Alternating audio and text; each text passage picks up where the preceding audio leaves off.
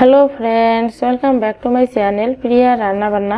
আশা করি আপনারা সবাই ভালো আছেন। তো আজকে আমি আপনাদের সাথে খাসির মাংসের রেজালা রেসিপি শেয়ার করব। আশা করি আপনাদের ভালো লাগবে। প্লিজ পুরো ভিডিওটি দেখবেন। তো বন্ধুরা, আমার চ্যানেলে এরকম নিত্য নতুন রেসিপি পেতে হলে চ্যানেলটি সাবস্ক্রাইব করবেন এবং পাশে থাকা বেল আইকনটি প্রেস করবেন আমার রান্নার আপডেট সবার আগে পাওয়ার জন্য। তো আমি এই খাসির মাংসের রেজালা বানানোর জন্য আমি এখানে 1 কেজি পরিমাণে খাসির মাংস নিয়েছি। তো মাংসগুলো আমি ভালো করে ধুয়ে পরিষ্কার করে নিয়েছি। আর এখানে নিয়েছি পেঁয়াজ কুচি, এখানে পেঁয়াজ বেরেস্তা বানাবো আর রান্না করব। আর এখানে নিয়েছি আদা বাটা, রসুন বাটা।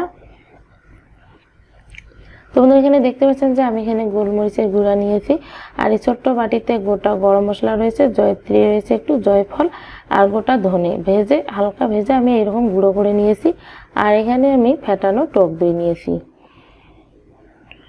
তো রান্নার জন্য আমি এখানে কড়াই বসিয়ে নিয়েছি, কড়াই গরম হয়ে গেছে।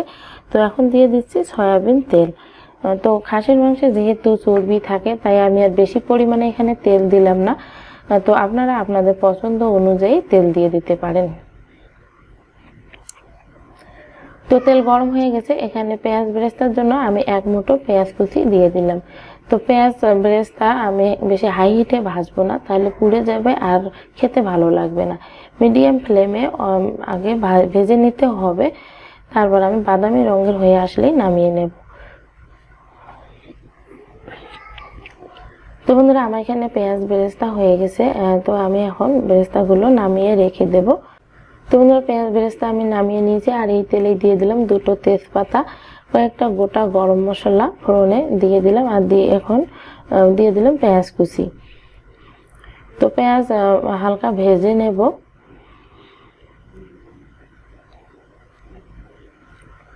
তো বন্ধুরা, দেখতে পাচ্ছেন যে পেঁয়াজ এখানে হালকা ভাজা হয়ে গেছে। তো এখন দিয়ে দিলাম রসুন বাটা আর আদা বাটা। সবকিছু ভালো করে ভেজে নেব যতক্ষণ না পর্যন্ত আদা রসুনের কাঁচা গন্ধ চলে যায় সেই পর্যন্ত। তো বন্ধুরা, আমি এখানে সামান্য জল দিয়ে দিলাম। তো এখানে আমি গরম জল ব্যবহার করতেছি। তো এখন দিয়ে দেবো শুকনো মরিচের গুঁড়া। তো মরিচের গুঁড়া আপনারা আপনাদের ঝালের পরিমাণের উপর ভিত্তি করে দিতে পারেন। আর এখানে দিয়ে দিলাম 1.5 চামচ পরিমাণে জিরার গুঁড়া আর দিয়ে দিলাম গোলমরিচের গুঁড়া। তো সবকিছু মশলা আমি এখন ভালো করে কষিয়ে নেব। তো মশলা কষানো হয়ে গেছে। বন্ধুরা, আমি সামান্য পরিমাণে এখানে হলুদের গুঁড়া দিয়ে দিলাম। অনেকেই রেজালাতে হলুদের গুঁড়া দেয় না, রেজালা দেখতে একটু সাদা সাদা রঙের হয়। তো আমি একটু হলুদের গুঁড়া দিয়ে দিলাম, তাহলে একটু কালারটা ভালো আসবে। তো মাংসগুলো দেওয়ার পরে এখন আমি মশলার সাথে ভালো করে কিছুক্ষণ নাড়াচাড়া করে নেব। তো বন্ধুরা, দিয়ে দিচ্ছি পরিমাণ মতো লবণ। লবণ দিয়ে মশলার সাথে আমি মাংসগুলো ভালো করে নাড়াচাড়া করে নেব। তো বন্ধুরা, আমি লবণ দিয়ে মাংসগুলো ভালো করে নেড়ে চেড়ে নিয়েছি। এখন 2 মিনিটের জন্য ঢেকে দেব, কেননা লবণ দেওয়ার পরে মাংস দিয়ে কিন্তু জল ছাড়তে শুরু করবে। তো 2 মিনিট পরে ঢাকনা তুলে আবার নেড়ে দেবো, তা না হলে আবার মাংসগুলো কড়াইয়ে লেগে যেতে পারে। তাই মাংসগুলোকে আমি 5 থেকে 7 মিনিট ভালো করে ভাজা ভাজা করে নেব। খাসির মাংসতে একটা বাজে গন্ধ থাকে, এই বাজে গন্ধটা দূর করার জন্য মাংসগুলো ভালো মতো কষাতে হবে। একটু সময় হাতে নিয়ে বেশ কিছুক্ষণ ধরে মাংসগুলো কষিয়ে নিতে হবে। তো বন্ধুরা, আমি ভালো করে নেড়ে চেড়ে নিয়েছি। তো আবারও আমি ঢেকে দেব। তো বন্ধুরা, ঢেকে দেওয়ার আগে আমি এই পর্যায়ে দিয়ে দেব টক দই। মানে ফেটানো টক দই দেব, তাহলে খাসির মাংসের যে একটা বাজে গন্ধ থাকে তা থাকবে না, আর মাংসগুলো খুব তাড়াতাড়ি সিদ্ধ হয়ে যাবে।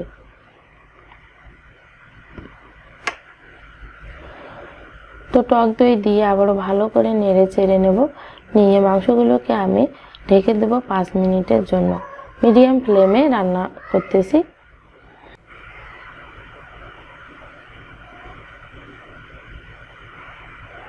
তো বন্ধুরা, 5 মিনিট পরে দেখতে পাচ্ছেন যে মাংস দিয়ে কিন্তু অনেকটাই জল বেরিয়েছে। আমি এখনো কিন্তু কোনো রকম জল দিইনি। টক দই দেওয়ার পরে মাংস দিয়ে দেখতে পাচ্ছেন যে এরকম পরিমাণে জল বেরিয়েছে। তো প্রথমে আমি এই মাংসগুলো এই জল দিয়েই কষিয়ে নেব। তো এখন আমি এই চর্বির যে টুকরোগুলো রয়েছে তা নামিয়ে রেখে দেবো, তা না হলে গলে যাবে আর বেশি খেতে ভালো লাগবে না একটু। তো বন্ধুরা চর্বিগুলো নামিয়ে রেখে আবারও ঢেকে দিলে মাংসগুলোকে 3 মিনিটের জন্য।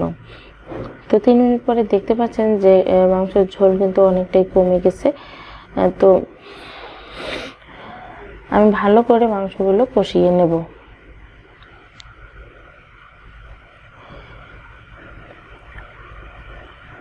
খাসির মাংস একটু সময় নিয়ে কষাতে হবে, তাহলে খেতে ভালো লাগবে। যত বেশি কষাবেন তত বেশি টেস্টি হবে এই খাবার। তো বন্ধুরা দেখতে পাচ্ছেন যে মাংস দিয়ে কিন্তু তেল ছেড়ে দিয়েছে আর মাংসগুলোকে আমি ভালো মতো কষিয়ে নিয়েছি। তো আরো 1 মিনিটের মতো আমি কষিয়ে নেব।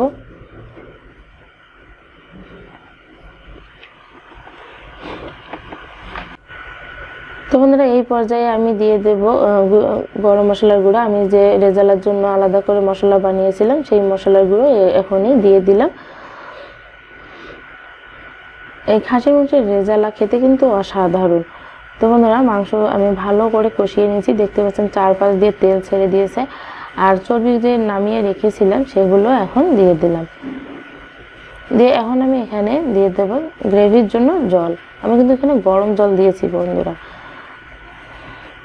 তো জল দেওয়ার পর একটু নেড়ে চেড়ে আমি প্রেসার কুকারে দিয়ে দেবো। যেহেতু খাসির মাংস একটু সেদ্ধ হতে সময় লাগে, তাই আমি এই পদ্ধতিটা অবলম্বন করি। তাহলে আমার সময়ও বেঁচে যায় আর খুব তাড়াতাড়ি রান্নাটাও হয়ে যায়। তো এখন আমি মাংসগুলো প্রেসার কুকারের মধ্যে দিয়ে দিচ্ছি।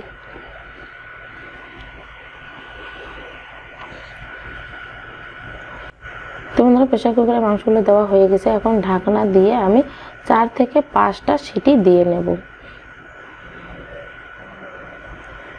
তো ফিরে আসছি প্রেসার কুকার ঠান্ডা হওয়ার পরে।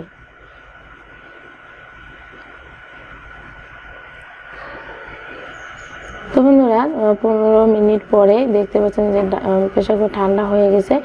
আর এখন আমি ঢাকনা খুলে আপনাদেরকে দেখিয়ে দিচ্ছি যে ঠিক এইরকমই হয়েছে দেখতে। তো আর অন্য কোনো পাত্রে নামিয়ে নেব না, বাকি রান্নাটুকু আমি প্রেসার কুকারেই করে নেব। তো বন্ধুরা আমার এই রেসিপিটি যদি আপনাদের ভালো লাগে প্লিজ ভিডিওটিতে একটি লাইক দিবেন এবং কেমন হয়েছে তা নিয়ে কমেন্ট করবেন, আর পারলে ভিডিওটি বন্ধুদের সাথে শেয়ার করবেন। তো এখন আমি দিয়ে দেব পেঁয়াজ বেরেস্তা। পেঁয়াজ বেরেস্তা দিয়ে আরো 2 মিনিটের মতো রান্না করে তারপর নামিয়ে নেব। তো বন্ধুরা আমি এরকম গ্রেভি রাখবো, ঠান্ডা হলে আর একটু কমে যাবে, তেল ছেড়ে দেবে। তো এখন নামিয়ে পরিবেশন করব। তো বন্ধুরা তৈরি হয়ে গেল আমার এখানে খাসির মাংসের রেজালা। উপর দিয়ে একটু পেঁয়াজ বেরেস্তা ছড়িয়ে দিয়েছি। তো আজকে এই পর্যন্তই, আবারও দেখা হবে নতুন কোনো রেসিপি নিয়ে। সে পর্যন্ত ভালো থাকবেন, সুস্থ থাকবেন। সবাইকে ধন্যবাদ।